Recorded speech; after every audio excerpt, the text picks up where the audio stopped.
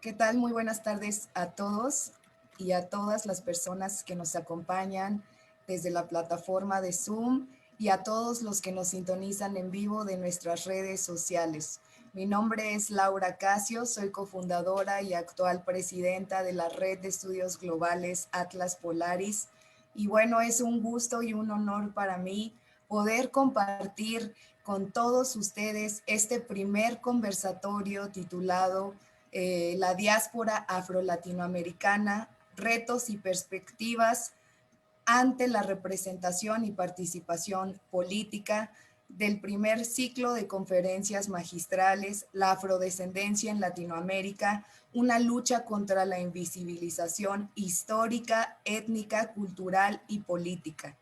Qué bueno vamos a estar teniendo en la red de estudios globales Atlas Polaris este mes con el fin de generar espacios de reflexión en torno al papel de estas personas que conforman la diáspora afrodescendiente en nuestra región y que han sido invisibilizados por cientos de años. Por cuestiones de salud, les menciono que la doctora María Celeste Sánchez no podrá acompañarnos esta tarde, sin embargo, le enviamos un agradecimiento y por supuesto le deseamos una pronta recuperación.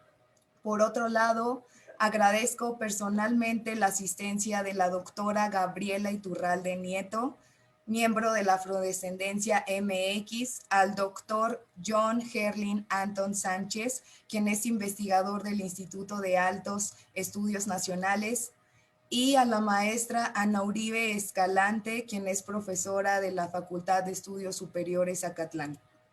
Para introducir este foro, quiero mencionar algunos datos relevantes que me parecen fundamentales y que, bueno, tenemos hasta el día de hoy. En primer lugar, existen alrededor de 200 millones de afrodescendientes que viven en las Américas, mujeres, hombres que se encuentran entre las comunidades más pobres y marginadas de esta región.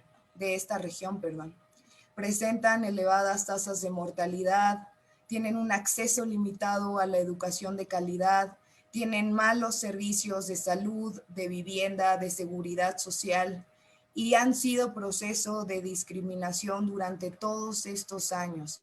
Además de que no tienen acceso a la justicia y se enfrentan a tasas alarmantes de violencia.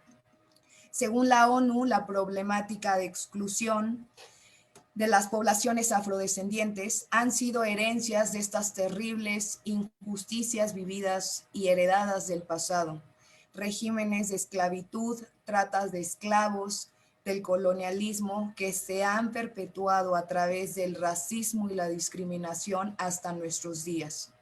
La discriminación racial empuja a las y los afrodescendientes a los estratos más bajos de la sociedad y perpetúa estos ciclos de desventaja y transmisión intergeneracional de la pobreza que han impedido su desarrollo humano. Aunque es verdad que existen diferentes tratados, acuerdos, protocolos, convenciones y conferencias que van desde la Declaración Universal de los Derechos Humanos, firmada en París en 1948, junto con la Convención Internacional para la Eliminación de todas formas de discriminación racial en 1965 y la Convención sobre la Eliminación de todas formas de discriminación contra la mujer en 1979, hasta la Conferencia Mundial de Durban en 2001, convocada bajo el eslogan Unidos para combatir el racismo, igualdad, justicia y dignidad. Y se conecta, claro, la declaración de 2001 como el Año Internacional de la Movilización contra el Racismo, la Discriminación Racial, la Xenofobia y las formas conexas de intolerancia. Por ende, también se analiza la creación de distintos organismos internacionales derivados de estos acuerdos a nivel global, que si bien marcan un avance, en realidad hemos visto que no son suficientes. Desde un enfoque de nuestro país, es decir, México, es verdaderamente impresionante decir que por primera vez la encuesta censal del INEGI arroja que en México más de 2 millones de personas, que representan el 2% de la población total de nuestro país, se reconocen como afros. Así como se impuso el goce de derecho para algunos y la negación de los mismos para otros, de la misma manera se pueden interiorizar nuevos comportamientos que conduzcan a prácticas verdaderamente incluyentes y que respeten el ejercicio de derechos para todas las personas. En el contexto de la abolición de la esclavitud, es importante retomar y decir que América Latina fue una región que absorbió a la gran mayoría de africanos forzados a migrar al otro lado del Atlántico.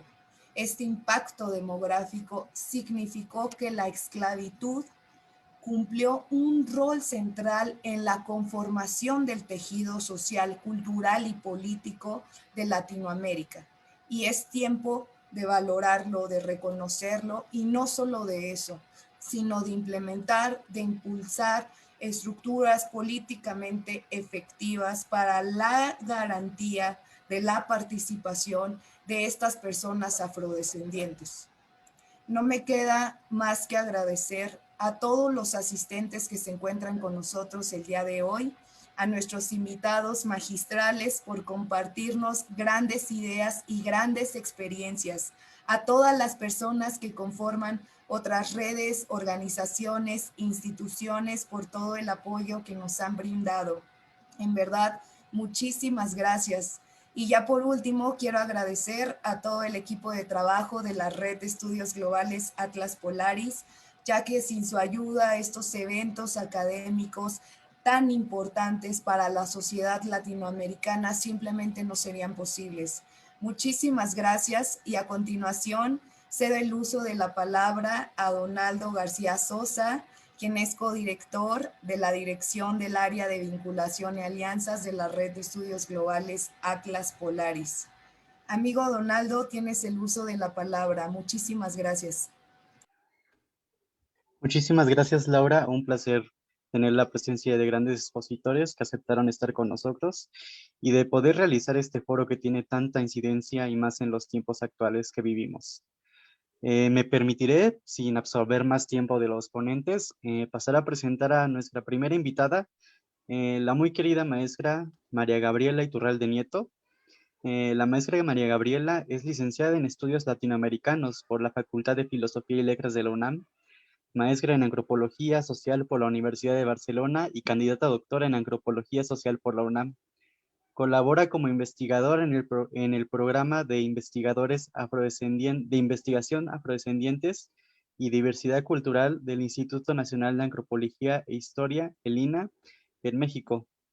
Es profesora del Colegio de Estudios Latinoamericanos de la Facultad de Filosofía y Letras de la UNAM y ha sido docente invitada por la Universidad Andina Simón Bolívar, en la Universidad del Claustro de Sor Juana y en la Universidad Autónoma de Yucatán. Asimismo, forma parte del equipo docente especializado del curso Africanos y Afrodescendientes en México, que se imparte en el INAH. Ha sido facilitadora en cursos y talleres comunitarios sobre derechos de las poblaciones afrodescendientes y racismos, y formó parte del proyecto internacional Afrodescendientes y Esclavitudes, Dominación, Identificación y Herencias en las Américas, siglo XV-XVI, en el que coordinó el proyecto de investigación Aproximaciones sobre identidades, racismo y xenofobia en América Latina. No, una disculpa, forma parte de la red de investigación Aproximaciones teóricas y metodológicas y sobre identidades, racismo y xenofobia en América Latina. La red integra, de la que es parte del Consejo Técnico Académico, es parte del Observatorio de Justicia para Investigación e Incidencia, AC, y sus temas de interés académico son las movilizaciones políticas de las comunidades afrodescendientes en México y América Latina, los derechos humanos y los derechos de las poblaciones afrodescendientes, así como el estudio del racismo y la discriminación. Maestra Gabriela, bienvenida y tenga usted la palabra. El foro es suyo. Gracias, buenas tardes a todas y a todos, a quienes me acompañan en el Zoom. y a quienes nos acompañan a través de las redes sociales. Me da mucho gusto estar aquí, compartir este tiempo con ustedes. Les quiero agradecerles a Laura, a Donaldo y a Lisbeth la invitación para colaborar con este esfuerzo que están haciendo las y los compañeros que han impulsado estos conversatorios, que tiene que ver con parte de un proceso formativo por el que están también pasando ellos. Y John, me da mucho gusto compartir el espacio contigo, como siempre. John es un querido colega ya de hace tiempo, y conocer a Ana Carla, que no tengo el gusto, pero pues ya coincidiremos aquí.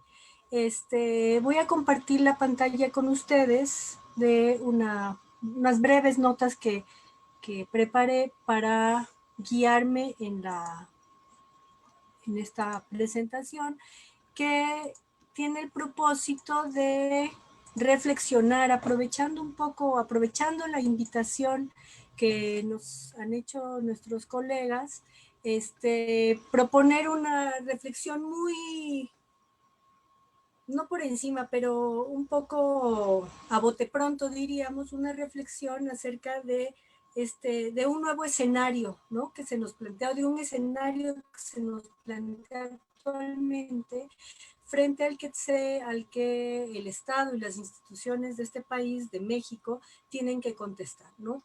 Están obligadas a contestar hoy más que nunca, ¿no? Desde hace mucho tiempo. ¿Por qué tomo como pretexto la invitación? Porque como lo escucharon ustedes al principio, es un conversatorio pensado un poco en la participación política. Por eso mismo me he propuesto pensar un poco en cuáles son los retos que enfrenta la agenda de derechos de las comunidades, de los pueblos y comunidades afromexicanas.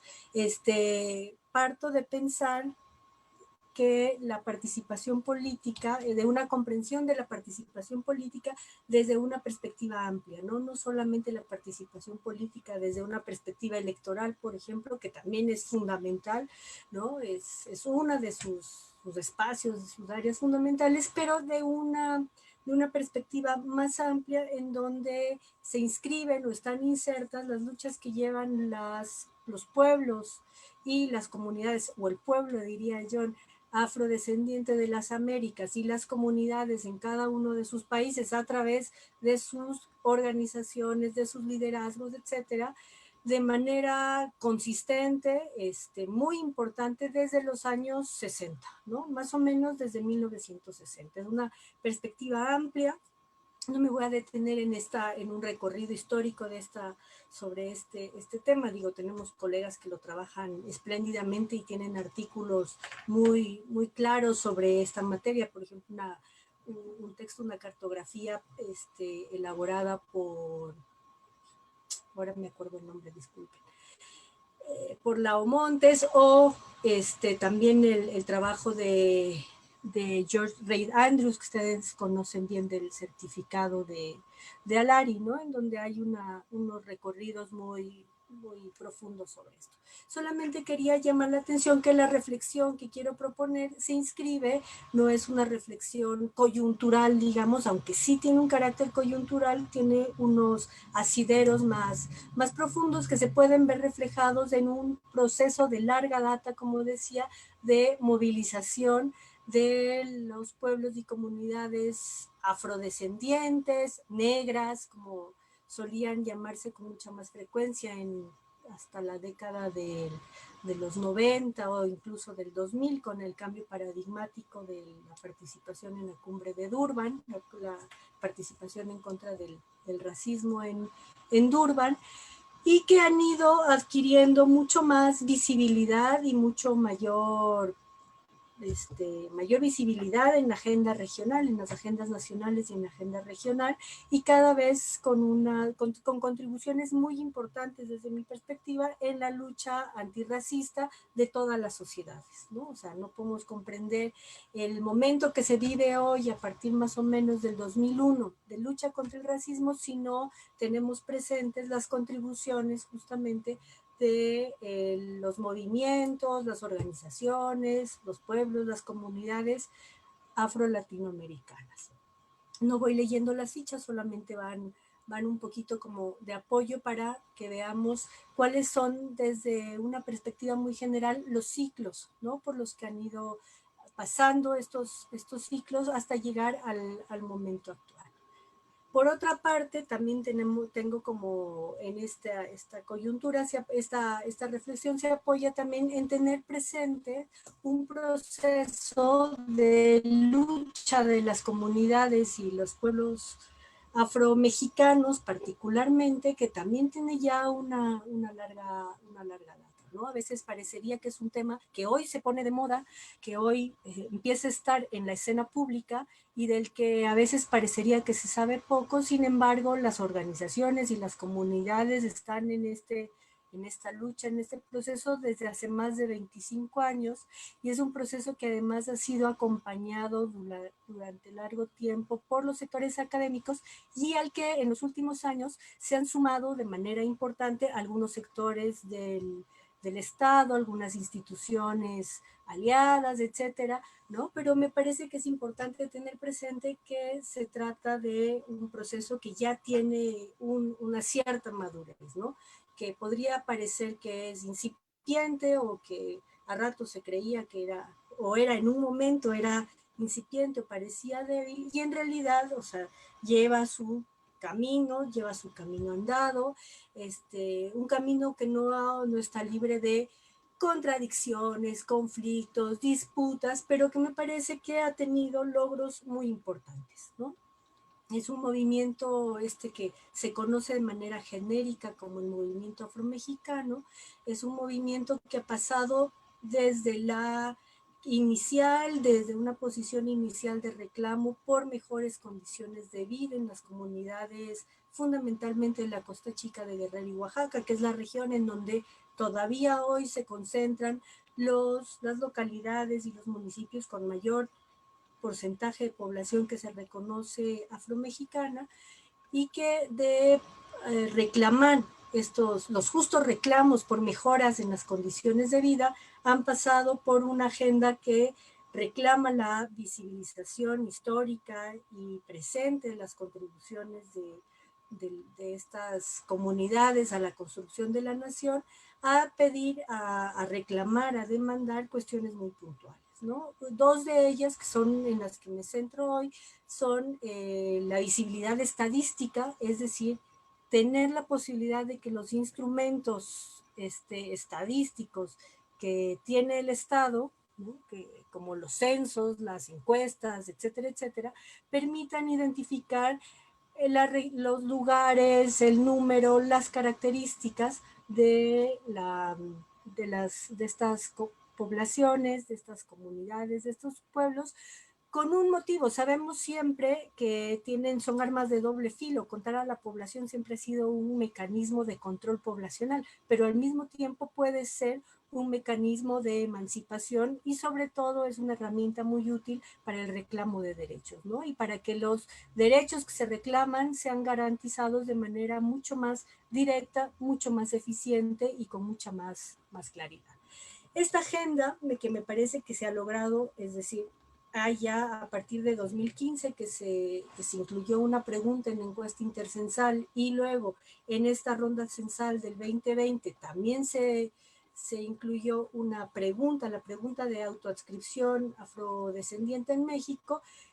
Es uno de los principales logros de esta agenda, es un logro muy importante y muy concreto. Y por el otro lado, otro de los reclamos esgrimidos con mayor fuerza durante mucho tiempo fue el del reconocimiento constitucional. Es decir, que se incluya en la cláusula de reconocimiento, en el artículo 2 de la Constitución, que reconoce la composición pluricultural de la nación y garantizaba derechos solamente a los pueblos indígenas, se incluyera a los pueblos afromexicanos y se les garantizara una serie de derechos. Y estamos además, esto también ya se logró en 2019, se incluyó un párrafo que reconoce esos derechos en la Constitución, y esto mismo ha dado pie a que las luchas del movimiento vayan más allá, ¿no? Tengan una agenda que va más allá de estos dos logros puntuales. Teniendo esto presente, quiero elaborar en el tiempo que me queda solamente hacer una reflexión, decir, hoy en día, el 25 de enero de este año se presentaron los datos, los resultados del censo 2020 de población y vivienda. Este censo nos indica que 2.576.213 personas se reconocen afromexicanas, negras o afrodescendientes en nuestro país. Es decir, que conforman el 2% de la población. Esto es muy revelador, es importante, es una cifra un poco más alta que la que se obtuvo en la encuesta intercensal que hablaba del 1.2% de la población. Esta es una cifra mucho más alta y obviamente la realización del censo nos permite corroborar que, como verán ustedes en esta gráfica, hay una respuesta favorable a esta autoidentificación en todas las entidades de la República, ¿no? Con una participación muy significativa en los estados de Guerrero, en el Estado de México, en Veracruz, en Oaxaca y en la Ciudad de México. Me dirán, y esto es una de las cosas que ocurre normalmente, ya sabíamos que Guerrero era una región muy importante en la costa, sobre todo la región de la costa, aunque de la Costa Chica, aunque también la Costa Grande, la Tierra Caliente, etcétera. Sorprenden, no sé si sorprenda, pero parecería inusual el resultado en el Estado de México. Ya la encuesta intercensal así lo mencionaba, ¿no? La importancia de los asentamientos en el Estado de México, sobre todo en la zona conurbada con la Ciudad de México, en el Estado de Veracruz, en Oaxaca, también en la región de la Costa Chica, pero también no olvidemos en la Cañada, en la cuenca del Papaloapan, etcétera, y en la Ciudad de México, ¿no? O sea, esto ¿por qué lo traigo a colación? Porque estos datos nos presentan un panorama que me parece que es importante a considerarse a la hora de plantear y sobre todo de exigir el desarrollo, el cumplimiento de una agenda de derechos, ¿no? Vemos allí la composición por género, la mitad son hombres, la otra mitad son mujeres, al igual que el resto del país, la mediana del grupo de población es de 32 años. Aquí hay uno de los datos que me parece muy relevante, es que el grupo de edad, el grupo de poblacional, que mayor autoadscripción identitaria presenta, autoadscripción afrodescendiente, es decir, quienes se manifiestan de manera más consistente como se reconocen como afrodescendientes desde el grupo de edad que se encuentra entre los 15 y los 39 años de edad. Esto no es gratuito, es una generación que coincide, una generación un poquito extendida, que coincide con la lucha de las organizaciones, ¿no? Con este proceso de participación, de crear eventos, el Encuentro de Pueblos Negros, los foros, tantos eventos, capacitaciones que se organizan en las comunidades. El trabajo hecho por las comunidades se ve ahí, ¿no? Vamos a ver que es una generación y es una generación de gente joven, ¿no? Esto nos plantea un punto muy, muy importante.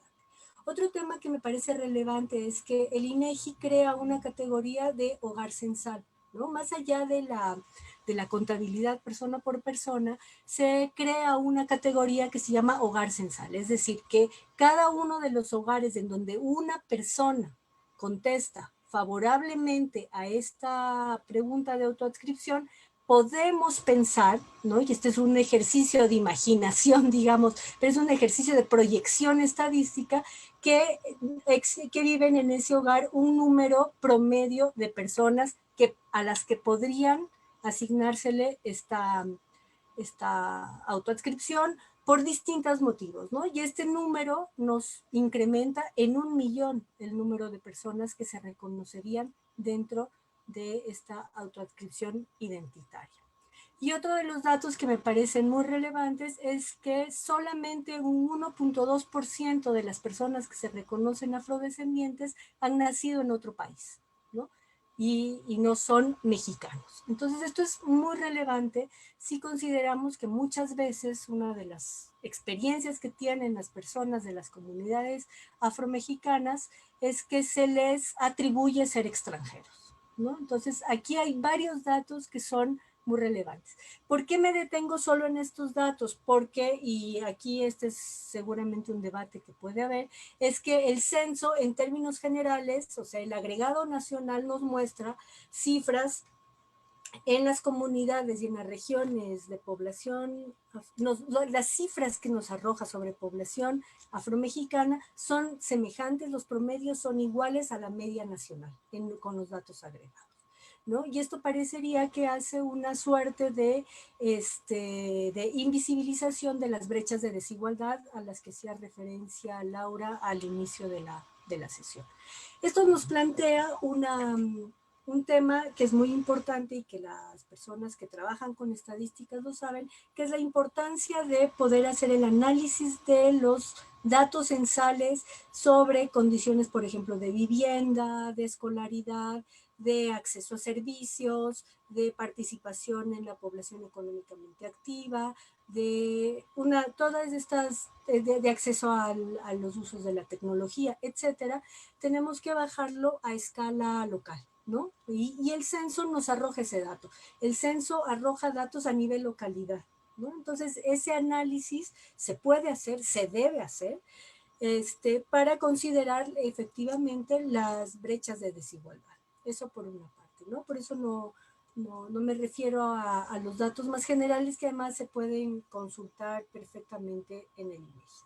Ahora, este panorama, estos datos, uno de los argumentos que ha habido con frecuencia es que se necesitaban datos para poder llevar a cabo acciones de las instituciones dirigidas especialmente hacia los pueblos y comunidades afromexicanas.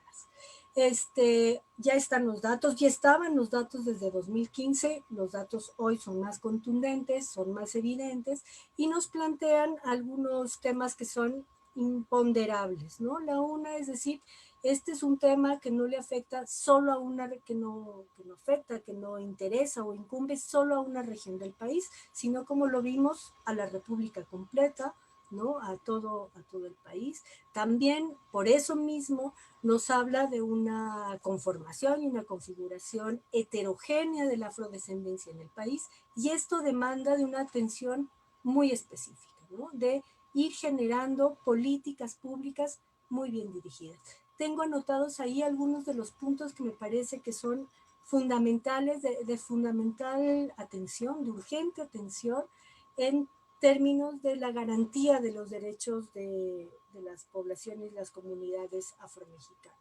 La una es avanzar a partir del reconocimiento constitucional, o sea, dado ya el reconocimiento constitucional, una de las cuestiones que es un mandato de ley es la armonización legislativa, ¿no? Es decir, todas las leyes nacionales tienen que armonizables, tienen que armonizarse en función de garantizar los derechos de estas comunidades.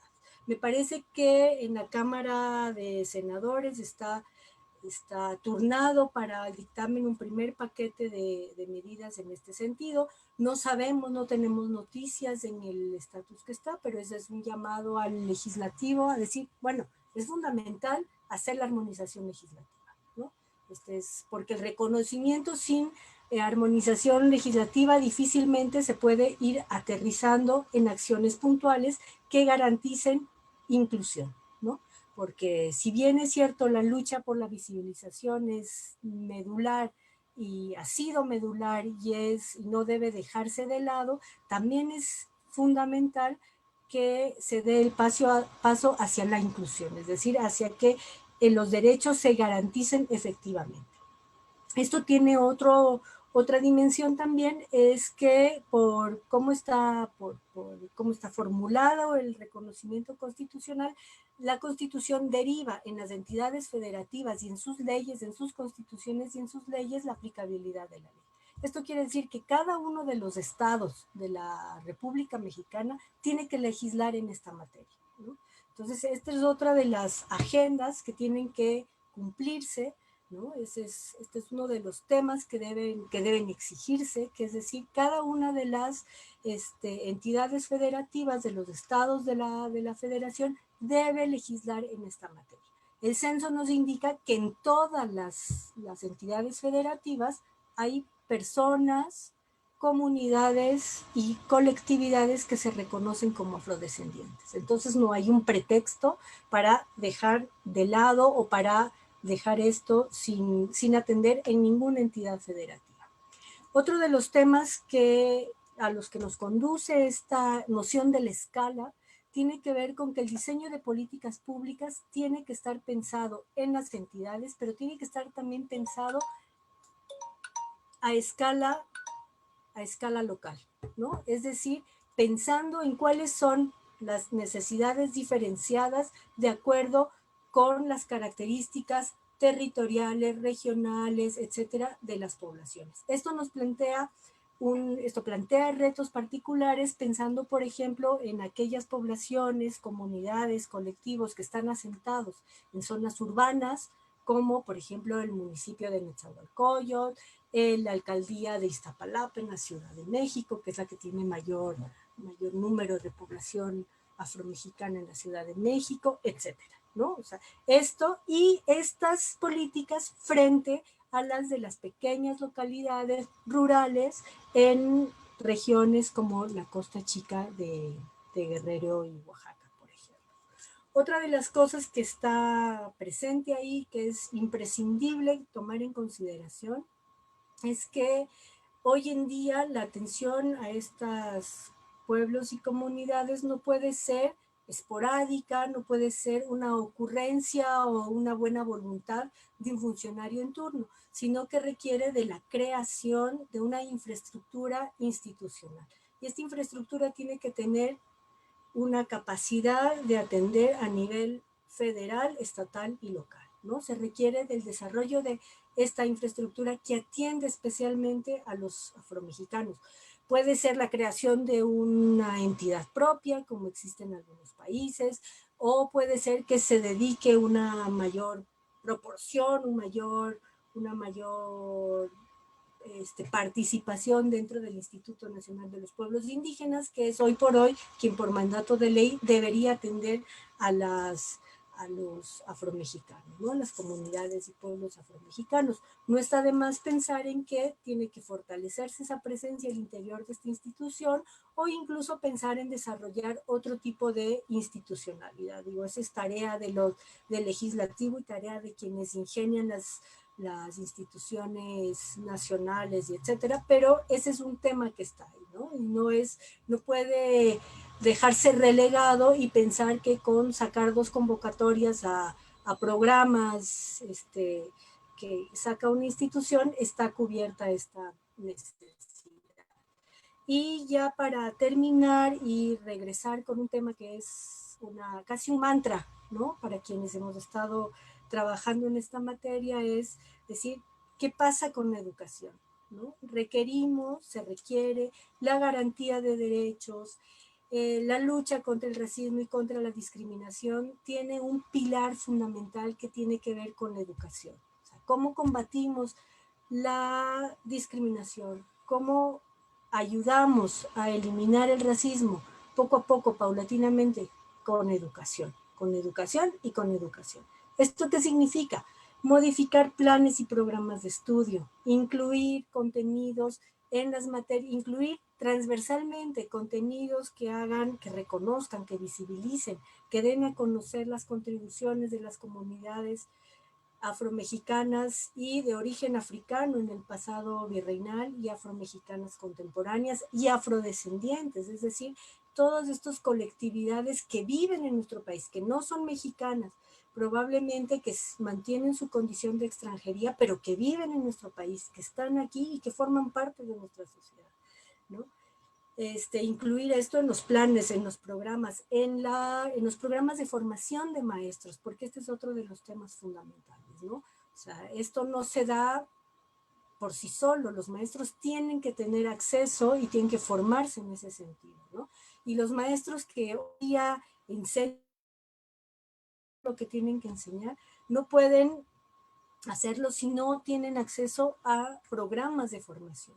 Y finalmente la inclusión de contenidos en los libros de texto, ¿no? Esto también es fundamental porque todo esto está un poco en abstracto hasta que no tenemos unos referentes concretos, unas representaciones concretas, etcétera, etcétera, desde en los materiales que utilizan todos los niños y niñas de este país, ¿no? No solamente en los lugares de concentración de población que se reconoce afromexicana, sino, y más bien con mayor urgencia, en las otras regiones en donde estas realidades son mucho más desconocidas. Pues bueno, me quedo hasta aquí. Supongo que después en la ronda de preguntas podemos ir avanzando, ir profundizando en algunos temas. Muchas gracias. Muchísimas gracias, maestra Gabriela. En ese sentido, compartimos, y como lo vamos a ver a lo largo del conversatorio, su opinión en cuanto a que, bueno, precisamente como académicos, parte del conocimiento nos compete a nosotros irlo adjudicando a, por ejemplo, las políticas públicas, ¿no? En ese sentido, pues en el caso de México es un gran logro que pues el artículo 2 se haya reformado y haya dado reconocimiento a los derechos afromexicanos. Estamos paso a paso regenerando y reconstruyendo, diría yo, una nueva etapa para dar oportunidad a, pues precisamente a la visibilización de los afromexicanos.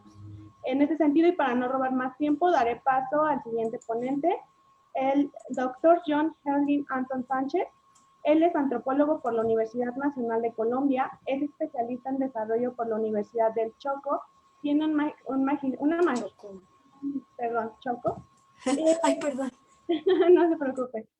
Un magíster en Sociología de la Cultura por la Universidad Nacional de Colombia, es doctor en Ciencias Sociales por la Facultad Latinoamericana de Ciencias Sociales Flaxo, en sede en Ecuador, y además es profesor titular del Instituto de Altos Estudios Nacionales, IEN, en Ecuador precisamente. Es miembro del Observatorio para la Justicia Afrodescendiente Latinoamericana, Oyala FIU, y del Instituto para la Investigación y Desarrollo Afrodescendiente en Costa Rica. Fue encargado de Ciencias Sociales para la Organización de Naciones Unidas, la Ciencia y la Cultura en la región andina de 2010 a 2011. Es rector de la Universidad Técnica Luis Vargas Torres de Esmeraldas. Fue en 2016-2017, docente invitado de Flaxo en la Cátedra de Teorías de la Diáspora Africana de las Américas, ex catedrático de Antropología de la Universidad San Francisco de Quito. Miembro de la Fundación Ambiental y Cultural Las Mojarras, Funda Mojarras, en Condoto, Chocó, Colombia, y asociado al Consejo Comunitario de la Cuenca del Condoto e Iro, y de la Fundación Afroecuatoriana Azúcar, Ecuador. En este sentido, cedo la palabra a nuestro ponente para que comience con su ponencia. Muchísimas gracias. Gracias, Lisbeth. Después de leer esa larga biografía, espero poder decir algo que justifique leer esa larguísima biografía. Muchas gracias, ¿no? Sí, usted es muy generosa por esas palabras. Bien, vamos entonces a entrar en materia con el permiso de la doctora Gabriela. ¿Sí? Si me permiten compartir pantalla, vamos a hablar sobre la participación política afrodescendiente, que fue lo que me pidieron que conversara con ustedes. Entonces, pues yo he preparado unas láminas y voy a ir rapidito para que no me coja el tiempo. Vamos a hablar de la participación política afrodescendiente en las Américas. Sobre todo, justo ahora en una coyuntura que estamos en Ecuador, estamos en las elecciones presidenciales y pues como en todo país, las elecciones presidenciales movilizan a los movimientos sociales, ¿no? O sea, los movimientos sociales apuestan a que su agenda política esté recogida en las propuestas de los partidos políticos. Y ahora en Ecuador estamos trabajando, acabamos de escribir un manifiesto de apoyo, no de apoyo, sino de negociación, diríamos, o de un compromiso de campaña, como diría Celeo Álvarez Casildo, que a propósito hoy está de cumpleaños. Un manifiesto de campañas con el candidato del progresismo, Andrés Arauz. ¿Sí? Y pues la idea es identificarnos con la idea es que el movimiento negro a través de algunas organizaciones se identifica más con el progresismo con la campaña política de Andrés Arauz, porque es más progresista que con la otra campaña que es más del ala de la derecha. Pero como dice mi abuela, en la viña del Señor hay de todo, así que en el movimiento afrodescendiente del Ecuador pues hay de todo y hay algunos que son de la derecha, otros que son de la izquierda, otros que son del progresismo, en fin. Por eso es una coyuntura que no voy a referir aquí, porque mi presentación va a ser más a nivel regional. Pero traje aquí esta diapositiva que es muy local. Fue aquí en Ecuador, de un Twitter que puso un señor que es dueño de la universidad más costosa, bueno, una de las más costosas de Ecuador, que es la Universidad San Francisco de Quito, el señor Santiago Gangotena, y él escribió esto que tiene que ver con lo que estamos hablando. Ustedes pueden mirarlo en la pantalla. Voy a leer textualmente el Twitter que fue, creo que a mediados de febrero, antes de las elecciones. No, a mediados de enero. Dice Santiago Gangotena, comillas, dicen que los afrolatinos deciden el voto el mismo momento de votar. La reacción de la mentalidad de la pobreza es, estamos jodidos, jodámonos de una vez. Su mente no piensa para bien ni en sí mismo ni en sus hijos. Votan por líderes ladrones y asesinos con plena conciencia. Bueno, lo que dice el señor Gangotena es que los afrolatinos o los afrodescendientes votamos siempre por ladrones y por asesinos. Somos conscientes de eso. Y que no tenemos una conciencia a la hora de votar, sino que cuando decidimos nuestro voto justo cuando vamos a votar. Y además dice que nosotros tenemos una gran mentalidad de la pobreza. Eso dice el señor Santiago Gangotena. Por supuesto que esto generó un rechazo muy fuerte del movimiento social y ya tiene una denuncia penal que la pusieron en un abogado afrodescendiente de Guayaquil, puso una denuncia penal aquí en Quito. Vamos a ver qué tanto prospera porque él está contraviniendo el artículo 174 del Código Penal que habla sobre delitos de odio y delitos de discriminación. Lo que dice el señor Santiago Gangotena es lo que piensa la mayoría de las élites latinoamericanas sobre los afrodescendientes. Es decir, primero que nos niegan la condición de ciudadanos. Segundo, que nos niegan la condición de conciencia de voto. Y tercero, creen que nosotros somos unos delincuentes. Y esto es una cuestión muy seria, porque si nosotros hacemos un análisis de cómo piensa la burguesía latinoamericana actual sobre los afrodescendientes, quizás encontraremos mentalidades como esta. Aunque el señor Santiago Gangotena, pues, como buen burgués, lo hizo de frente. Pero vamos a entrar en materia. El tema de la participación política afrodescendiente es de la organización y la participación política y ciudadana es un elemento esencial para revertir la situación de exclusión que vive la población afrodescendiente de América Latina y para combatir la cultura del privilegio. Esto es claro. La participación política constituye un derecho humano fundamental, así como una vía para alcanzar, mediante su ejercicio, el goce de otros derechos humanos. Pero recordemos que los afrodescendientes, ¿cuánto tiempo llevábamos de participación política como ciudadanos? Solamente para poner el caso del Ecuador, nosotros tenemos el derecho al ejercicio del voto desde 1963 o 64, cuando se hizo la última reforma constitucional donde se prohibía que los analfabetas votaran. Entonces, después de la esclavitud de 1851, los afrodescendientes no fuimos declarados ciudadanos. Fuimos declarados libres a nuestro albedrío, pero ingresamos a la esclavitud doméstica, a la servidumbre. Aquí en el Ecuador se llamó concertaje y huasipungo. Y el huasipungo se eliminó en el 64 con la reforma agraria del 64 hecha por los militares. Y más tarde, en esa época, en los años 60, no recuerdo bien la fecha, se hizo una reforma donde decía que se abolía aquello de que se prohibía que las personas analfabetas votaran. Es decir, si partimos de qué porcentaje de analfabetismo teníamos los afrodescendientes en los años 60, podemos entender de que nuestro derecho al voto es un derecho realmente que no tiene más de 60 o 50 años como ejercicio pleno. Entonces, una apuesta política importante que tenemos los afrodescendientes en América es participar en la democracia. Y esa justamente es mi preocupación. ¿Qué tipo de democracia? ¿Qué tipo de participación? Y para ello es necesario distinguir algunas cosas de las cuales a mí me gustaría referirme en esta presentación. ¿Cuál es la dinámica organizativa y política de los afrodescendientes a través de su movimiento social? Porque eso como que permite enrutar nuestra propuesta de participación política.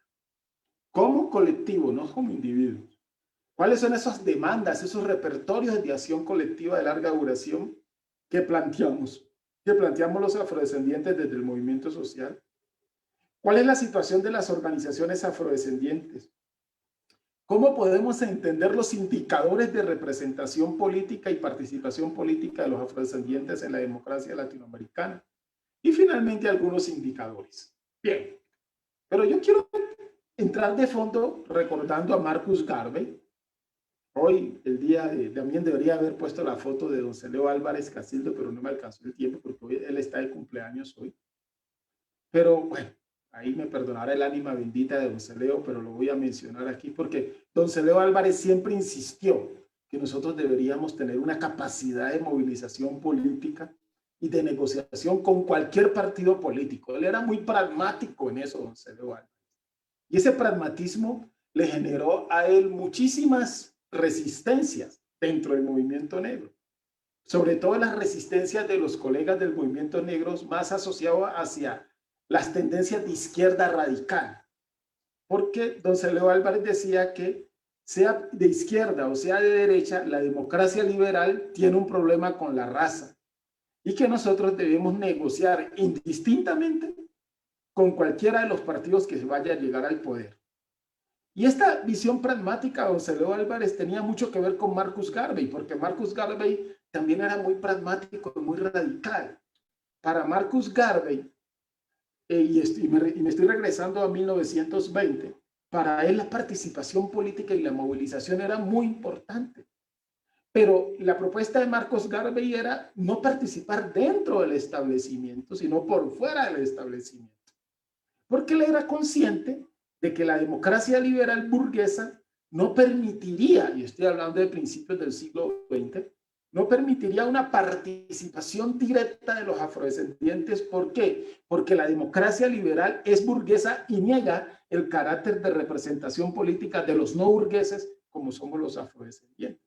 Entonces yo me dio por comenzar recordando a Marcus Garvey, porque Marcus Garvey hace 100 años hizo una gran movilización a través de su asociación de la Universal, la Asociación Universal para el Desarrollo del Negro, ¿sí? La UNIA, hizo una gran manifestación y el 31 de agosto del 2020, de 1920, hizo la Declaración de los Derechos de los Pueblos Negros del Mundo.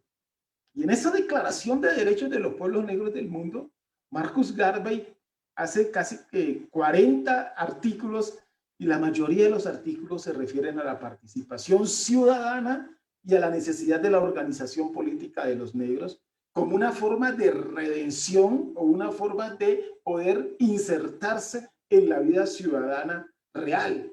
Entonces, ustedes pueden ver aquí en este cuadro que lo preparé para otra charla, pero que me sirve para aquí, que Marcus Garvey plantea una serie de derechos en la Declaración Universal de los Derechos de los Pueblos Negros, con mayúscula, decía Marcus Garvey, y yo los dividí en los derechos universales, derechos de los afrodescendientes, derechos de África y las protestas. Pero yo no voy a profundizar en estos derechos, porque pues no es el motivo de la ponencia, pero Marcus Garvey hablaba en el artículo 4 el derecho a la participación política, el derecho a la libertad de ejercer la ciudadanía, ¿sí? El derecho a autodeterminarse como afrodescendientes y como negros. Entonces, yo quisiera colocar dos hitos importantes en el siglo XX sobre la participación política autónoma de los afrodescendientes. esta Declaración de Derechos de Marcus Garvey y otro punto, y es el Partido Independiente de Color de Cuba en 1918, que más adelante voy a regresar a ello. Pero bien, haciendo estos antecedentes de Marcus Garvey, ¿cómo podemos entender la dinámica de la participación política actualmente? Y lo que quiero decir es que nosotros, para entender la acción transnacional del movimiento afrodescendiente en las Américas, hay que comprender que nosotros los afrodescendientes nos movemos en redes de organizaciones políticas, por supuesto. Y esas redes de organizaciones, aquí ustedes pueden ver una comparación entre las redes a comienzos del siglo XX y las redes a comienzos del siglo XXI. ¿Sí? Estas redes transnacionales al comienzo del siglo XX, las principales eran la pannegrista de la Asociación Nacional para el Progreso de las Personas de Color, NAP, que era una red importante que impulsaba W.E. Du Bois en los Estados Unidos. Y también está la red panafricana de la Asociación Universal para la Mejora del Hombre Negro o para el Desarrollo del Hombre Negro, la UNIA, de Marcus Garvey. Y aquí participaron actores importantes en esta red como Henry Sylvester Williams, quien fue el fundador del panafricanismo. Este señor era de Trinidad y Tobago. Luego Du Bois, luego Marcus Garvey. Y este panafricanismo que planteaba la necesidad de que el hombre negro o el ser negro o el sujeto negro estuviera en la escena pública, ¿sí? Estaba a la par de sucesos mundiales como la Primera Guerra Mundial, la Revolución Rusa y la Revolución Mexicana. Y los hitos claves de estas redes de movilización política afrodescendientes fue la primera Conferencia Panafricana de Londres en 1900, el primer Congreso Panafricano en París en 1919, el segundo Congreso Panafricano en 1921, y así hasta 5 derechos, hasta 5 congresos panafricanos. Y en el siglo XXI, a finales del siglo XX y comienzos del siglo XXI, esta dinámica de redes se desarrolla de la misma forma. Y aquí encontramos que la primera gran red es la Alianza Global Afro-Latinoamericana, la Alianza Global Latino-Caribeña, GALCI, que fue una red que curiosamente también nace en Nueva York con Humberto Brown, que es un panameño que vive en los Estados Unidos, en Nueva York, y que Humberto Brown logra recoger algunos colegas a finales de los años 90 de América Latina, y que luego los voy a mencionar. Pero además a partir de GALCI nacen varias redes, la red de Alianza Estratégica de Organizaciones Afro-Latinoamericanas y Caribeñas, y luego la red de organizaciones afroamericanas o Afroamérica, ¿sí? O Afroamérica 21, pero también nace la red de mujeres afro-latinoamericanas, afrocaribeñas y de la diáspora. Nace el Parlamento Negro de las Américas. Y hoy en día tenemos, por ejemplo, la plataforma Cumbre Mundial Afrodescendiente que fundó Don Celeo y la competencia de la plataforma, que es la Alianza Regional Afrodescendiente de las Américas y el Caribe, que es un movimiento de izquierda de tendencia bolivariana. Entonces, en estas redes hay actores como Don Celeo Álvarez Casildo, que en paz descanse, Romero Rodríguez, Edna Rolán, Soli Carneiro, Carlos Rosero de Colombia, S. Campbell, Jesús Chucho García, Dorotea Wilson. Y hemos hecho algunas movilizaciones importantes en el siglo XX que nos permite plantearnos en la plataforma política.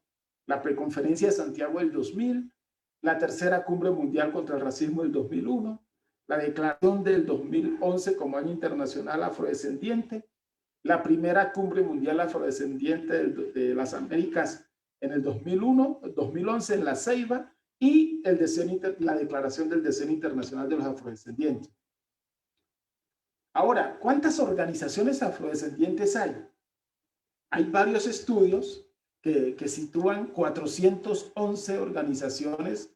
El primer estudio de Pablo Pascales en el 2009, que fue una consultoría para la CEGIP, la Secretaría General Iberoamericana, y luego Silvia García en el 2016 hace una actualización de esas organizaciones y alcanza a contar 869 organizaciones afrodescendientes. Y estas son las redes que hay ahora.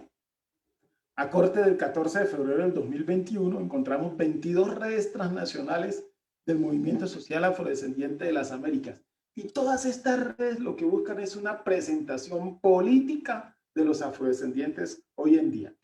Pero bien, en estas redes, y rápidamente, estas redes las he clasificado en 4 grupos institucionales. El punto de partida de estas redes es el afrocentrismo. Y a partir del afrocentrismo hay redes que son muy espontáneas, es decir, que nacen de alguna situación, por ejemplo, las redes de intelectuales, ¿sí? Y se mantienen, ¿sí? Pero estas redes espontáneas no tienen un estatuto, no tienen un presidente, no tienen una sede, solamente aparecen en momentos coyunturales. ¿Sí? La red de universidades, por ejemplo, de intelectuales universitarios afrodescendientes es una demostración. Hay coyunturales que aparecen en situaciones muy concretas, en eventos, en llamados, y después desaparecen. Pero también hay institucionales muy fuertes como la Red de Mujeres Negras Afrodescendientes, es una red concreta, contundente, y las gubernamentales como que son redes que articulan a oficinas como la RIAFRO, que es cercana a la OEA, que articula oficinas gubernamentales que desarrollan trabajos afrodescendientes. Entonces, estas redes van desde un mínimo afrocentrismo hasta un alto afrocentrismo y desde una ideología de izquierda hacia una ideología de derecha. Ahora, ¿cuáles son los indicadores de participación política hoy? Y con esto voy terminando. Don Pastor Murillo me ha compartido este trabajo que él hizo. Esta es una diapositiva de don Pastor Murillo del 2018. Me encanta esta diapositiva. La quiero presentar a su nombre. Me dio permiso para hacerlo. Entonces, ustedes pueden ver aquí, a corte de 2020, la participación política de los afrodescendientes en cargos importantes del país, ¿sí? No quisiera explicarlo, pero aquí don Pastor Murillo hace un cuadro para Brasil, para Estados Unidos, Colombia y Costa Rica. Pudiéramos poner aquí, complementarla con Perú, con Panamá, con Ecuador, con Bolivia, donde hay participación política afrodescendiente importante. Pero ustedes pueden ver aquí, por ejemplo, que en Brasil, con una población de 190.7 millones de habitantes, el 50,9% es afrodescendiente, ¿sí? Y aquí podemos total de cargos entre 2018 y 2019 en la presidencia, ¿sí? Hay uno, pero no hay presidente. En la vicepresidencia hay uno, pero no hay vicepresidente afro. En el Senado hay 81 curules, pero hay solo afrodescendiente. En la Cámara Baja, 513 curules, pero solamente 43 afrodescendientes. En la Corte Constitucional o Corte Suprema de Justicia hay 34. En la Corte Constitucional hay 34 curules, pero solamente 2 afrodescendientes. Y en la Corte de Justicia hay 9 magistrados, pero solamente 1 afrodescendiente. Este es el corte de 2015. Y ustedes aquí pueden ver el corte de 2020. A mí me parece este cuadro absolutamente revelador, porque permite comprender la magnitud de cómo estamos los afrodescendientes participando en altos cargos del país. Este es un trabajo interesante del doctor Pastor, que se podría actualizar y encontrar datos muy interesantes, por ejemplo, en los Estados Unidos, ahora con el ascenso de Joe Biden, así se dice, creo que se dice así, el presidente Biden, ¿sí? Sobre cómo están participando los afrodescendientes. Por ejemplo, aquí en Ecuador, ¿sí? En el gobierno de Rafael Correa, en esos 10 años, la participación de los afrodescendientes fue bastante notoria, bastante importante. Y hoy, en este nuevo gobierno, la representación afrodescendiente realmente, digamos, de alguna forma es mínima, aunque también hay afrodescendientes ocupando altos cargos. Ya para terminar, quisiera, que me estoy extendiendo, este es un cuadro que publicamos en el libro de CEPAL del 2020, digo publicamos porque yo participé en él, sobre voto en las últimas elecciones presidenciales del 2015 según Latino Barómetro. Me llamó mucho la atención que Latino Barómetro hace un análisis de los votos a partir de la comparación entre afrodescendientes y no afrodescendientes. Es interesante esto donde los azules son los afrodescendientes y los naranjas son los no afrodescendientes. Y ustedes observan, por ejemplo, cómo en Perú la población afrodescendiente en proporción pudo votar más que la población no afrodescendiente. Es decir, no quiere decir que los afrodescendientes tienen más votos, sino que el porcentaje de ausentismo de los no afrodescendientes, de los afrodescendientes, es mucho más bajo que los no afrodescendientes. O dicho de otra manera, participan más los afrodescendientes que los no afrodescendientes en el caso de Panamá. ¿Sí? Entonces, el promedio de América Latina, según CEPAL, tomando los datos del Latino Barómetro, en las últimas votaciones del 2015, hubo una intención de votos afrodescendientes del 74,2% y una intención de voto no afrodescendiente del 75% en promedio. Pero si nosotros analizamos bien, encontramos que en Brasil los no afrodescendientes se interesan más por las votaciones. En Colombia hay casi que parejo. En Costa Rica mucho menos son los afrodescendientes. En Ecuador los afrodescendientes nos interesamos mucho por los votos. En El Salvador menos, en Honduras menos, en Nicaragua mucho más. En Panamá la cosa está más o menos, en Perú bastante alto. Me llama la atención este cuadro. Habría que mirar qué tipo de metodología utilizó Latino Barómetro para sintonizar el voto afrodescendiente. Pero este cuadro me permite plantearles a ustedes la siguiente cuestión. ¿Cuál es la perspectiva ideológica de la participación política afrodescendiente actualmente? Y yo diría que son estos 4 o estos 5 elementos.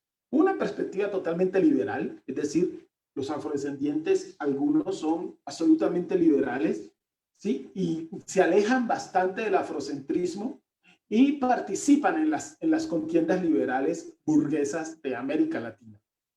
Y en eso yo diría que es la mayoría de los afrodescendientes, porque nosotros no hemos logrado articularnos como un partido político, según lo que decía Marcus Garvey. Hay otra, es la afrocéntrica, ¿sí? La que plantea que nosotros deberíamos tener un partido político. Por ejemplo, aquí en Ecuador, ¿sí? Se está hablando fuertemente de que así como los indígenas tienen un partido político que es el Pachacuti, nosotros deberíamos tener un partido político que se llama Diversidad Libre, ¿sí? Que ya tiene hasta nombre, pero no hemos alcanzado a inscribirlo en el Consejo Nacional Electoral. Pero hay otra tendencia que es la marxista negra, ¿sí? Donde son algunos intelectuales afrodescendientes, sobre todo de Cuba y de Venezuela, y de Estados Unidos y de Puerto Rico, entre ellos el profesor Agustín Lado Montes, que plantean la participación, una ideología marxista desde el punto de vista negro, pero casi como los grandes marxistas negros de mediados de siglo, como Sir L. James de Jamaica. Pero también están los liberalismos negros, que son, que por ejemplo en Colombia, que son negros que reivindican la negritud, pero participan en el Partido Liberal o en los partidos institucionales de Colombia. Pero también están los conservadores, es decir, así como hay tendencias liberales, hay tendencias conservadoras. Y por último están los progresistas afrodescendientes, que en esto pues yo me ubico, o sea, que creemos en el estado de bienestar, pero que también pensamos que el estado de bienestar debe ser un estado plurinacional e intercultural. Entonces, ¿cuál es la propuesta? La propuesta de nosotros es que deberíamos recoger el republicanismo negro haitiano, porque Haití en 1804 se deslinda del liberalismo, ¿sí? Y plantea más bien una especie de republicanismo a la manera de Juan Jacobo Rousseau. Por eso nos decían a los haitianos los jacobinos negros, ¿sí? Y nosotros deberíamos analizar cuáles fueron las propuestas de la Constitución de Haití y de la Declaratoria de Independencia de Haití, firmadas por Jean-Jacques Dessalines. Creo yo que nosotros somos muchísimos más republicanistas que liberales, porque los liberales de alguna manera toman el sujeto afrodescendiente, pero no toman el pueblo afrodescendiente como tal.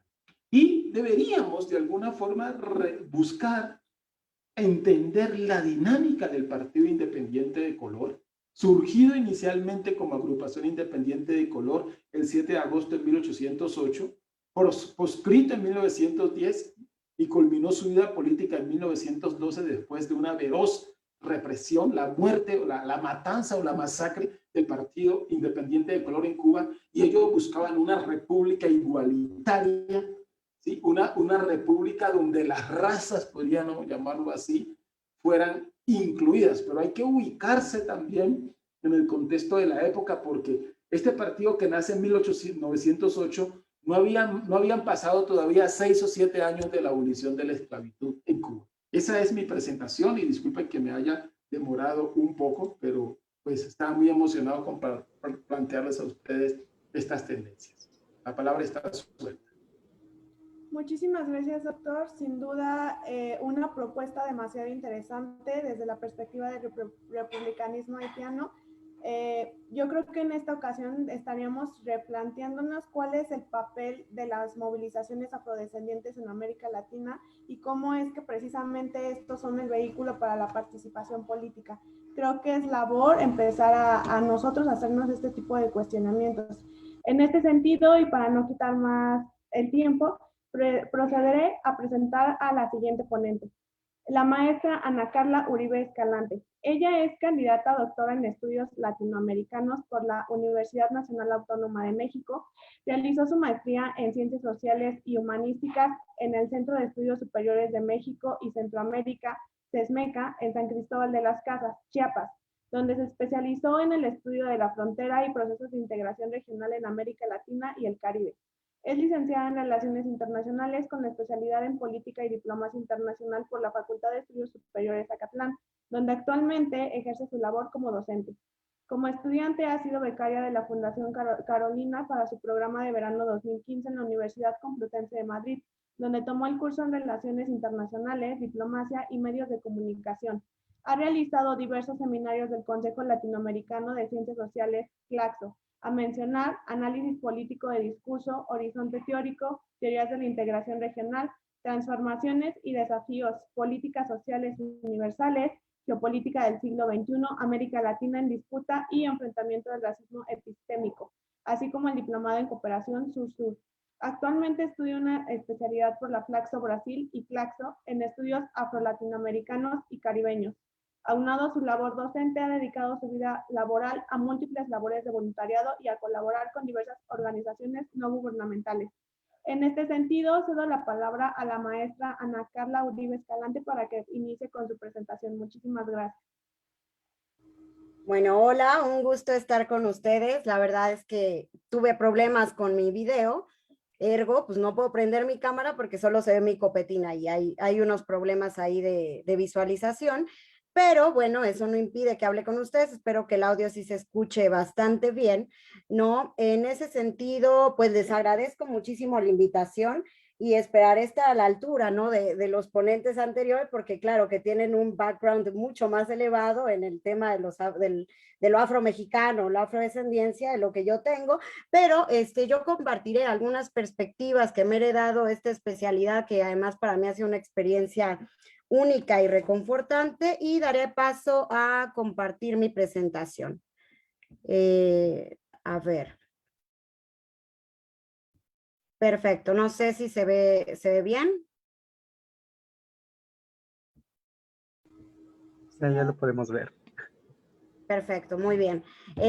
Perfecto, bueno, yo hablaré un poquito, ¿no? de los movimientos sociales como pedagogías emancipatorias, sobre todo frente al racismo en México, y no me quedaré mucho en el tema de lo afromexicano, porque ya la maestra doctora, ¿no? ya ha abordado largo, ¿no? Todo este punto, ¿no? Y para no hacerlo como muy cansado de mi parte, ¿no? Entonces, bien, yo solo seré muy puntual, mi ponencia no abarcará más de 10, 12 minutos y pues agradezco su escucha. Bien, me encanta empezar con esta frase de María Galindo. Yo lo saco de un libro que me parece central, ¿no? Para pensar la época de pandemia, que es Sopa de Wuhan, un libro que sale a raíz de la pandemia y que dice que la muerte no nos pesque acurrucados de miedo, obedeciendo órdenes idiotas, que nos pesque besándonos, que nos pesque haciendo el amor y no la guerra, ¿no? Este apelativo que me parece muy importante en los tiempos pandémicos. Bien, creo que debemos empezar por decir que México es un país racista y reconocerlo como tal. También en la línea de Ashiyemembe habría que decir que la raza no se ha correspondido con ninguna realidad que sea totalmente natural, sino que es una invención que ha permitido que estas humanidades que no son europeas se representen a través de una impronta de ser inferior, ¿no? De esta suerte de vida que puede ser despilfarrada y consumida sin reservas. Yo haré quizá algo mucho más filosófico, no con tantos datos, pero que me parece central traer a colación. Bien, por ende, yo creo que hay que reconocer que la raza es una consecuencia inevitable y constatable de la continuidad del proceso colonial en la historia de los estados. De ahí que concuerdo, ¿no? Que las historias deben de ser contadas y revitalizadas desde otros puntos. Esencialmente, ¿no? Por ejemplo, yo recuerdo que cuando de niña me enseñaban la historia mundial, ¿no?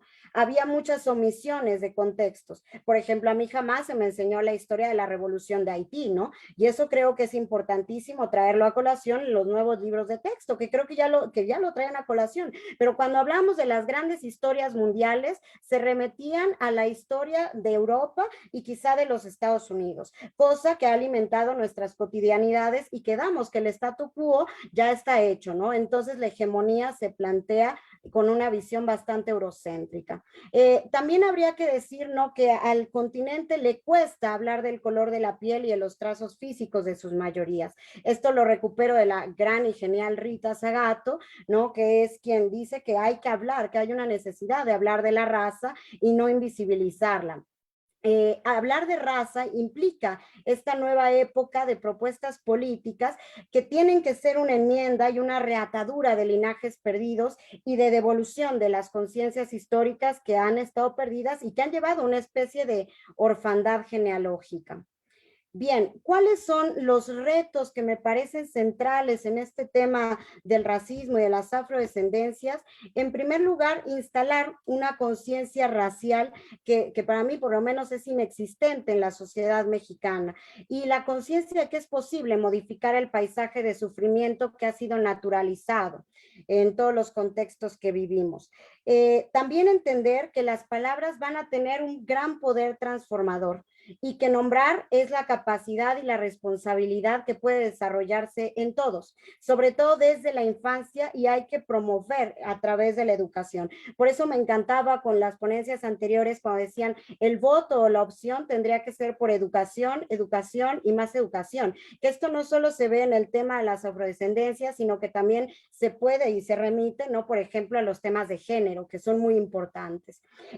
También me encantaría reivindicar, ¿no? Esto que yo digo, el poder de la palabra es genial, a Leila González cuando dice, hay que empezar a renombrar, por ejemplo, la América Latina, y ella inventa, ¿no? Este término que a mí me fascina, que es el de la Méfrica Latina, ¿no? Cuando dice, hay que decir que somos herencia de estos pueblos africanos que a veces han sido borradas todas sus herencias, pero que son centrales en nuestra vida cotidiana, ¿no? Entonces, por eso me encanta este término de la Méfrica. Y también cómo la escuela va a desempeñar un papel clave en la construcción de una educación para la diversidad. Creo que México en este sentido está bastante rezagado, ¿no? Quizá podríamos agarrar mucho de la experiencia probablemente por supuesto, de Brasil y por supuesto de Colombia, en los esfuerzos que han tenido acciones afirmativas, por ejemplo, para las cuotas en universidades, que actualmente en México pues no las tenemos, y que también sería un trabajo interesante entrarle a este tipo pues sí, de estudios comparativos que nos ayudan a absorber lo mejor.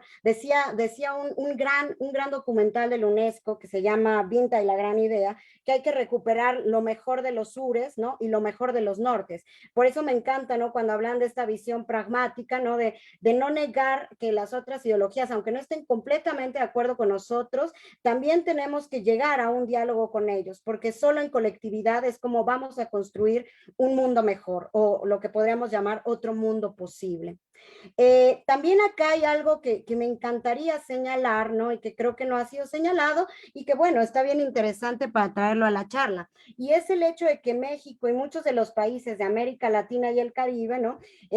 Evidentemente son países que tienen una pigmentocracia marcada, pero que también han caído en lo que podemos denominar la trampa del mestizaje.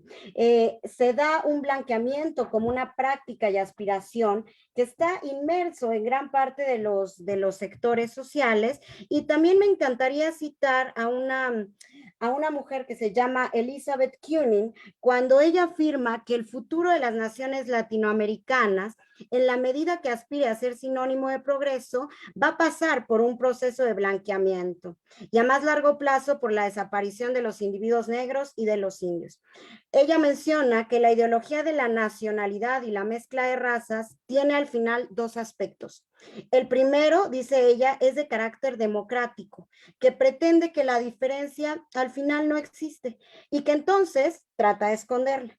Y el otro tiene un presupuesto jerárquico que se va a basar en la diferencia para concederle estos privilegios a los blancos. Y yo creo que esto es algo que nosotros en nuestra vida cotidiana vemos, ¿no? Porque entre más alto, o sea, como lo decían algunos discursos, pues sí, dicho por feministas, entre más alto se arriba en la escala jerárquica, menos mujeres vemos, pero creo que también aplica para la condición de los afrodescendientes. Entre más arriba se va en los sectores jerárquicos, menos negros se ven dentro de los puestos de decisión. Y esto es súper puntual con el cuadro que nos presentaba ya el doctor John Anton.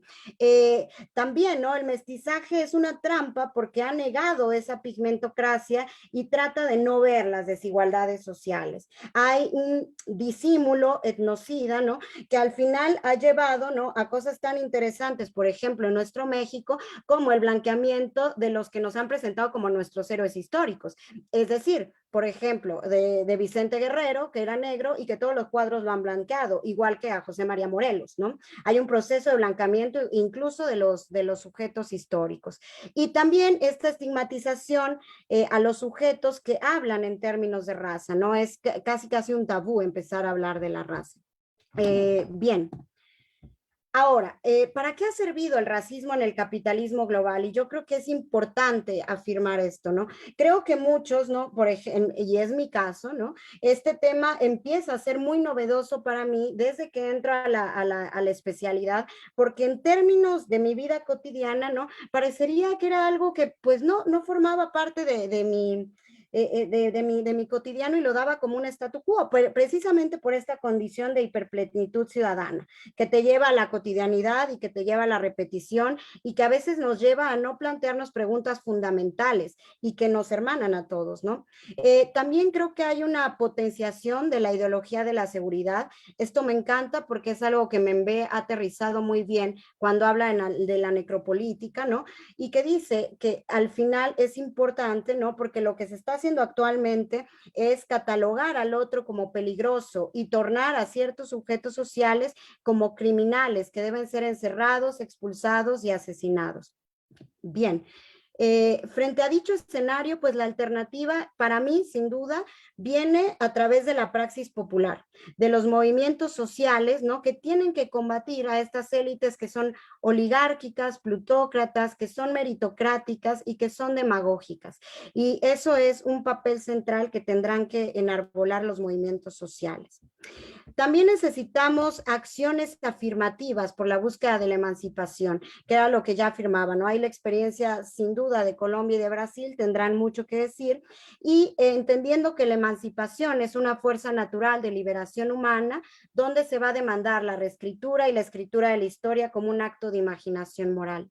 Al final, entender que necesitamos nuevas pedagogías, pedagogías de las emergencias que combatan la colonialidad de los saberes y otro tipo de colonialidades, precisamente mediante la memoria, porque al final el olvido es lo que ha hecho que este tipo de historias no se recuperen y que queden ahí en el alero, ¿vale?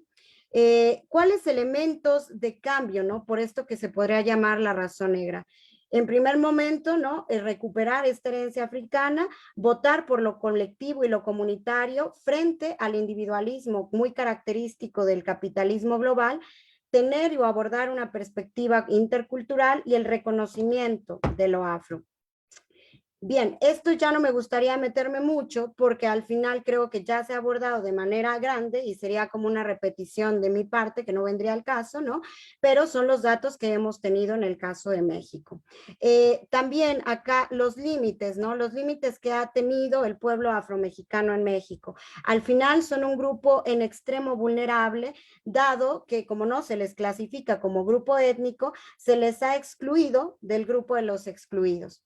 Enfrente, ¿no? Por ejemplo, a los grupos indígenas que representan el 10% de la población.